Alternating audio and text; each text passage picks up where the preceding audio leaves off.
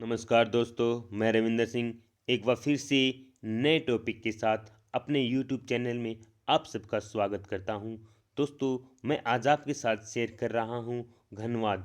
घनवाद एक ऐसा टॉपिक है दोस्तों, जो हर एग्ज़ाम में आपको 2 से 3 क्वेश्चन मैक्सिमम मिल जाते हैं और दोस्तों हमेशा ही इससे क्वेश्चन आते रहते हैं। तो मैं वीडियो शुरू करने से पहले रिक्वेस्ट करना चाहूँगा अपने सभी नए व्यूवर्स से, और जो पुराने व्यूवर्स हैं जिन्होंने चैनल को सब्सक्राइब नहीं किया है तो दोस्तों प्लीज़ चैनल को सब्सक्राइब करें और बेल आइकन दबा लें, ताकि मेरे हर नए वीडियो की जानकारी आप तक सबसे पहले पहुंच सके। तो दोस्तों, आज का जो हमारा पहला क्वेश्चन है वो है कि 20वीं सदी की समस्त अमूर्त कला का जनक किस कला शैली को माना जाता है, या किस कला को माना जाता है। तो इसका जो आंसर है दोस्तों वो है घनवाद। ठीक है, तो घनवाद इसका आंसर हो गया।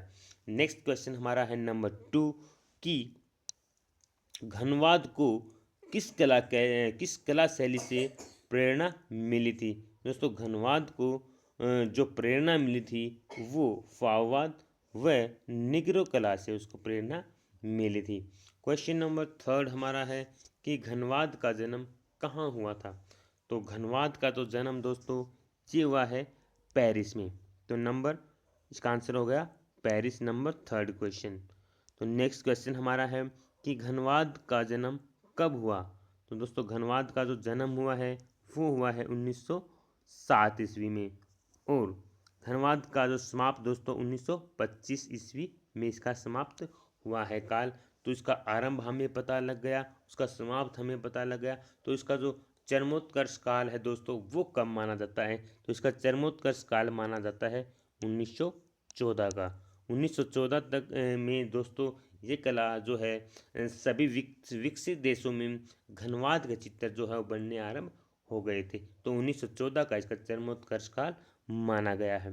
दोस्तों, नेक्स्ट क्वेश्चन हमारा है कि चित्र रचना में अक्षरों का समावेश किस चित्रकार ने किया है। तो दोस्तों वो किया है जॉर्ज ब्राक ने। तो जॉर्ज ब्राक इसका आंसर हो गया। दोस्तों, ये उन्होंने कब किया है अगर क्वेश्चन पूछा जाए तो दोस्तों ये बात है 1911 ईस्वी की। तो 1911 में उन्हें अक्षरों का समावेश किया है। और कहाँ से प्रेरणा उनको मिली कि अक्षरों का जो चित्र में कला में जो समावेश किया जाए। तो दोस्तों उन्होंने 1911 में अक्षरों के चित्र रचना समावेश किया।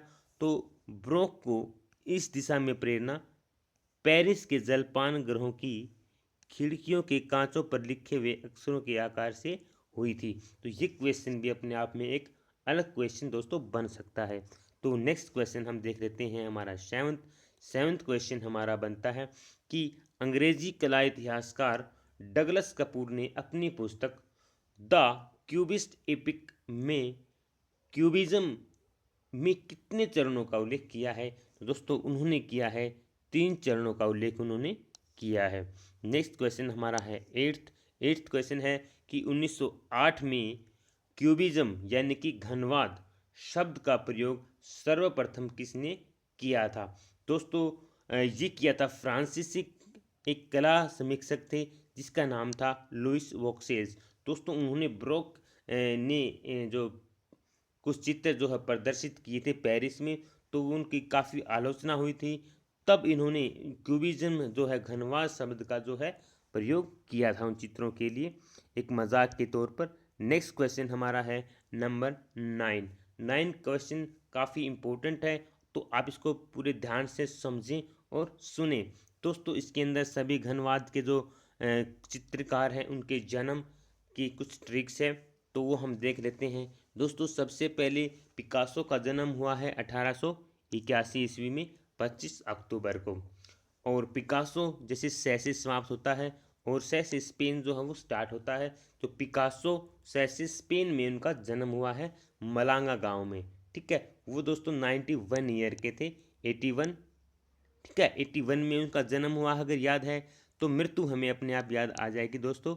91 जो है उससे 10 ज़्यादा काउंटिंग में, तो 91 में यानी कि 1973 ईस्वी में उनकी मृत्यु हुई है। तो दोस्तों नेक्स्ट हम देख लेते हैं 1881 में जो दूसरे हैं कलाकार फर्ना लेजे। दोस्तों उनका जन्म भी 1881 ईस्वी में ही हुआ है। ठीक है, तो दोनों का जन्म याद रखना काफ़ी मुश्किल नहीं है। और जो फर्नांडेज़ हैं दोस्तों, वैसे तो वे घनवादी कलाकार थे, परंतु घनवादी की बजाय वो नलीवादी कलाकार के रूप में ज़्यादा जाने जाते हैं, क्योंकि जो उनकी आकृति हैं वो लंबी और एक नली नुमा जो है उनके अंदर प्रतीकता महसूस होती थी।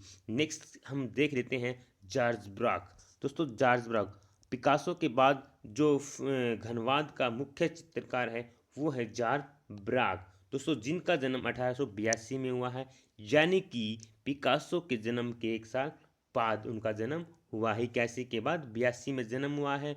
और 83 में दोस्तों हमारे जो भारतीय चित्रकार थे नंदलाल बोस जी का जन्म 1883 में हुआ है पश्चिमी बंगाल में। तो सभी क्वेश्चन काफ़ी इंपॉर्टेंट हैं। और उसके बाद हम बात कर लेते हैं दोस्तों ग्रीस, जो सबसे अधिक घनवादी कलाकार माने जाते हैं। ठीक है, ये क्वेश्चन भी अपने आप में एक अलग क्वेश्चन जो है दोस्तों बन सकता है कि निम्न में से कौन से कलाकार हैं जो सबसे अधिक घनवादी माने जाते हैं। चाहे ऑप्शन में पिकासो या जॉर्ज ब्राक ही क्यों ना हो, दोस्तों ग्रीस का नाम वहाँ पर आएगा उस आंसर के अंदर। तो क्योंकि दोस्तों इनके जो चित्र हैं वो केवल घनवादी कला में बने हैं, जबकि पिकासो और जॉर्ज ब्राक ने अलग अलग वादों में भी कार्य किया है दोस्तों, इसलिए इनको सबसे अधिक घनवादी कलाकार माना जाता है, जिसका जन्म 1887 ईस्वी में हुआ। यदि आपको यामिनी राय का जन्म जो है याद है 1887, तो इनका जन्म 1887 ईस्वी में हुआ है। तो इसको हम इस प्रकार से याद रख सकते हैं।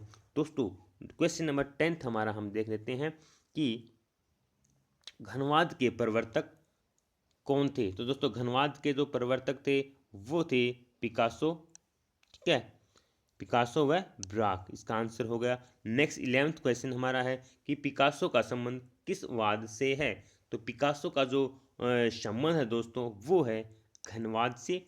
नेक्स्ट क्वेश्चन है 20वीं शताब्दी के महान कलाकार। तो 20वीं शताब्दी के जो महान कलाकार हैं वो हैं पिकासो। नेक्स्ट है कि घनवाद का प्रथम चित्र किसने बनाया।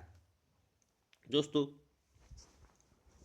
घनवाद का जो प्रथम चित्र है वो बनाया है पाब्लो पिकासो ने। तो इसका आंसर भी हो गया पिकासो। नेक्स्ट क्वेश्चन दोस्तों काफ़ी इंपॉर्टेंट है कि घनवाद का प्रथम चित्र माना जाता है, कौन सा चित्र माना जाता है और मोस्टली क्वेश्चन में आता है। तो दोस्तों वो है अवनियों की स्त्रियां। दोस्तों 1907 ईस्वी में ये चित्र उन्होंने बनाया था। और 1907 से रिलेटेड कोई इंडियन हिस्ट्री में आपको जानकारी है तो आप कमेंट सेक्शन में ज़रूर लिखें। कुछ अवनिंद्रनाथ ठाकुर के बारे में है वो जानकारी, तो आप ज़रूर उसको पढ़ें, वो भी काफ़ी इंपॉर्टेंट है। दोस्तों यह चित्र एविंगन जो अवनियों की स्त्रियां थी दोस्तों, एविंगन की जो वेश्यालयों से संबंधित ये चित्र जो है उन्होंने देखकर बनाया था। और ये चित्र है दोस्तों जो पिकासो का यह चित्र मातिस के चित्र जीवन का आनंद जो उन्होंने 1906 ईस्वी में बनाया था उससे काफ़ी मिलता जुलता है।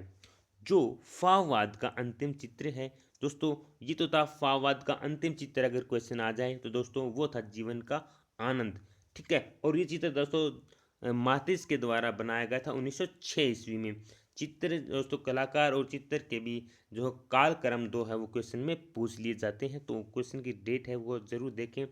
और दोस्तों ये फाववाद का अंतिम चित्र था। जो फर्स्ट चित्र कौन सा था फाववाद का वो आप कमेंट सेक्शन में ज़रूर लिखें, ठीक है दोस्तों। नेक्स्ट है कि प्रथम ऑफसेट की स्थापना की गई थी 1906 ईस्वी में, ठीक है। ये प्रथम ऑफसेट की स्थापना 1906 में की गई थी। ये भी दोस्तों कहाँ की गई थी आप कमेंट सेक्शन में ज़रूर लिखें।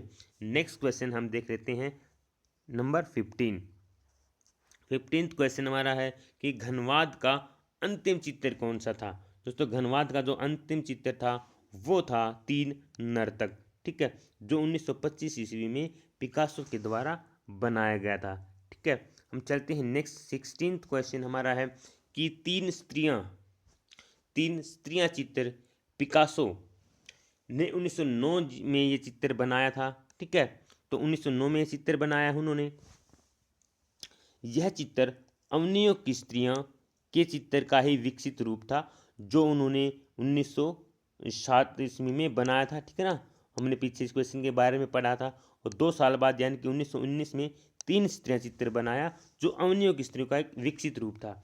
नेक्स्ट इससे मिलता जुलता क्वेश्चन है दोस्तों कि कोलकाता में विज्ञापन एजेंसी की स्थापना भी 1909 ईस्वी में हुई थी। और ये विज्ञापन एजेंसी की स्थापना दोस्तों किसने की और किस कंपनी के द्वारा की गई थी, आप ज़रूर पढ़ें और कमेंट सेक्शन में ज़रूर लिखें, ताकि जो हमारे लिसनर्स हैं, व्यूवर्स हैं, वो भी इसके विषय में जानकारी प्राप्त कर सकें।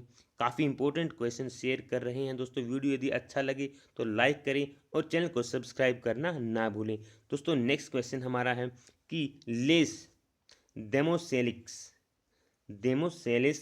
द अवनियो के चित्रकार का नाम बताएं। दोस्तों उसका नाम है पिकासो। ठीक है, तो इसका आंसर हो गया पिकासो। नेक्स्ट क्वेश्चन हमारा है कि पिकासो द्वारा चित्रित लेस डेमोसेलिस द अवनियो चित्र वर्तमान में कहाँ सुरक्षित है। दोस्तों ये जो चित्र है ये museum of modern art New York में अभी स्थित है। और नेक्स्ट क्वेश्चन हम देख लेते हैं हमारा 19th। तो 19th क्वेश्चन हमारा है कि पिकासो का 1909 से 10 ईस्वी का डांस अन फटुइल यानी कि सिटेड न्यूड या फिर फेम न्यू एसिड, दो चित्र हैं दोस्तों, कैनवास पर बनाए गए हैं। ठीक है, तेल चित्र। तो ये कहाँ पर दोस्तों सुरक्षित हैं, ये क्वेश्चन हम पूछ रहे हैं इसके अंदर कि ये कहाँ पर सुरक्षित। ये जो दोस्तों Ted modern art gallery London में ये चित्र जो हैं वो सुरक्षित हैं, जो 1909 और 1910 के हैं। डांस एंड फटोइल या seated nude fame new acid. ठीक है, तो ये कैनवास पर तेल माध्यम से बने हुए हैं। तो ये क्वेश्चन भी कई बार इस प्रकार से पूछ लिए जाते हैं। नेक्स्ट क्वेश्चन हमारा है कि कलाकार पिकासो किस शैली के लिए प्रख्यात हैं। दोस्तों आपने घनवाद देखा, यदि घनवाद नहीं है ऑप्शन में और एमूर्तन है तो दोस्तों इसका आंसर है एमूर्तन। ठीक है, तो एमूर्तन कला के लिए भी उनको जाना जाता है। नेक्स्ट दोस्तों एक मूर्तिकार भी थे काफ़ी अच्छे पिकासो, और काफ़ी बहुत सारी उनके अंदर खूबियाँ थी, तो आप जरूर उनको भी देखें। पिकासो ने आधुनिक कला की प्रेरणा ली, अफ्रीका चित्रों से उन्होंने आधुनिक चित्रकारी की प्रेरणा ली है। नेक्स्ट क्वेश्चन है पाब्लो पिकासो की किस कला में गहरी रुचि थी। दोस्तों प्रिमिटिव आर्ट जो है उसके अंदर भी इनकी काफ़ी गहरी रुचि थी। नेक्स्ट क्वेश्चन हमारा है कि पिंक पीरियड के लिए प्रसिद्ध हैं। पिंक पीरियड के लिए दोस्तों पिकासो जी हैं वो प्रसिद्ध हैं। दोस्तों नेक्स्ट क्वेश्चन हम हमारा देख लेते हैं जो है नंबर 24 कि नीली एवं गुलाबी अवधि कही जाती है। तो दोस्तों वो कही जाती है पिकासो की, और 1901 से लेकर 1904 के मध्य, ठीक है 1904 के मध्य बने पिकासो के चित्र जो है इसी कला के अंतर्गत आते हैं, नीली अवधि के अंतर्गत वो चित्र आते हैं। तो दोस्तों इसके अंतर्गत ये चित्र आते हैं। इन चित्रों का एकमात्र नीले रंग में इन्होंने चित्र जो है प्राथमिकता दी है नीले रंग को, और 1905 से 6 यानी कि 1 साल, ठीक है, पिकासो के चित्रों में नील रंग के स्थान पर गुलाबी रंग ने ले लिया था।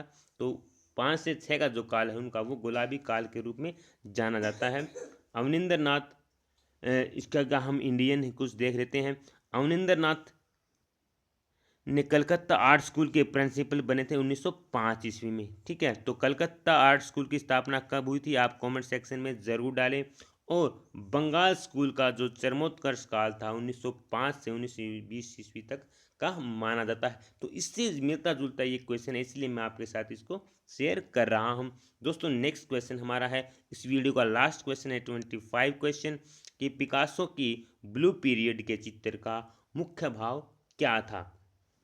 तो दोस्तों पिकासो के ब्लू पीरियड के चित्रों का मुख्य भाव था मानवीय दुख। ठीक है, इसके अलावा परित्यक्ता, उनका चित्र है परित्यक्ता, वृद्ध जीव, युगम तथा स्त्री करने वाली, यानी कि जो प्रेस करती है, स्त्री करती है कपड़ों के, वो वह स्त्री इस काल के उनके मुख्य चित्र हैं। तो दोस्तों इसी लास्ट क्वेश्चन के साथ मैं आपसे विदा लेना चाहूँगा। यदि आपको कुछ नई जानकारी मिली है तो आप वीडियो को जरूर चैनल को सब्सक्राइब करें, और उसके बाद में इसका नेक्स्ट वीडियो है वो आपके साथ शेयर करने वाला हूँ बहुत ही जल्दी।